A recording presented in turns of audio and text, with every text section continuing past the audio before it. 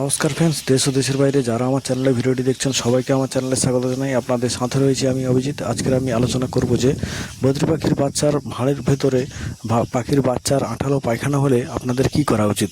তো সেটি নিয়ে অবশ্যই আলোচনা করব। আলোচনা করার আগে আমার চ্যানেলে যারা নতুন, চ্যানেলটিকে সাবস্ক্রাইব করে নিন, কারণ পাখি পালন সংক্রান্ত বিভিন্ন রকম টিপস আমার চ্যানেলে আপনি পেয়ে যাবেন। তো চলুন বন্ধুরা, আজকে বিষয়টি নিয়ে শুরু করা যাক। বাজরিকা বা বদ্রি পাখির বাচ্চার আঠালো পায়খানা হওয়াটা একটা সাধারণ সমস্যা, তবে এটা সঠিক সময়ে পদক্ষেপ বা ব্যবস্থা না নিলে এটা কিন্তু একটা পাখির বাচ্চার স্বাস্থ্যের জন্য ঝুঁকিপূর্ণ হতে পারে। তো এটি নিয়ে একে একে করে আলোচনা করব। 1 নম্বর ব্যবস্থা বন্ধুরা, পায়খানা পরিষ্কার করা। পাখির বাচ্চার মলদ্বারে পায়খানা লেগে শুকিয়ে গেলে সেটা কিন্তু অবিলম্বে পরিষ্কার করার জন্য আপনাকে ব্যবস্থা নেওয়া উচিত।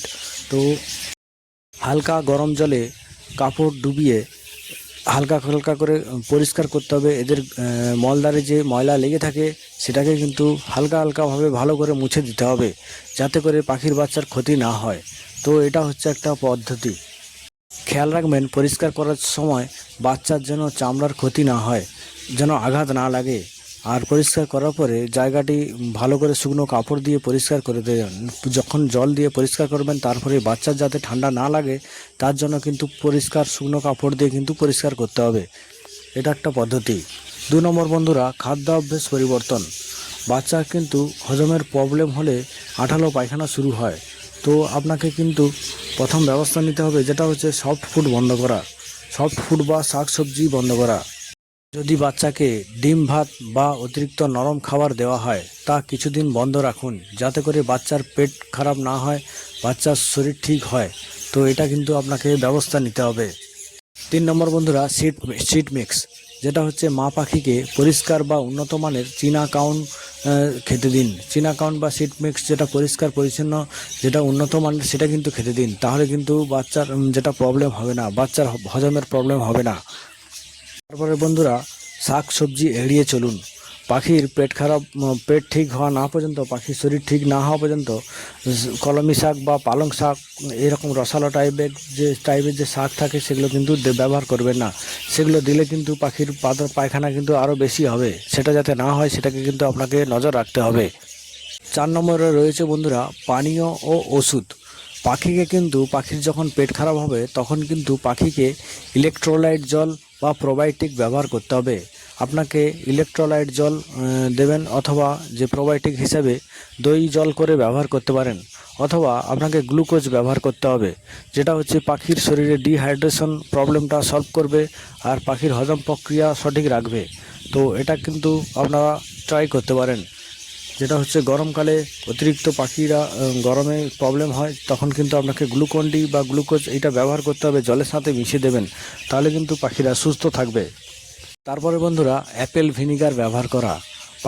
মা পাখিকে কিন্তু অ্যাপেল ভিনিগার 2 থেকে 3 ফোঁটা হিসেবে কিন্তু আপনারা জলে মিশিয়ে খাওয়ালে এদের পেটের যে ক্ষতিকারক ব্যাকটেরিয়া এটা কিন্তু মারা যায়। তো এটা কিন্তু আপনারা ট্রাই করতে পারবেন, তাহলে কিন্তু পাখিরা সুস্থ হয়ে উঠবে। তারপরে বন্ধুরা, হোমিওপ্যাথিক ওষুধ ব্যবহার করতে পারেন।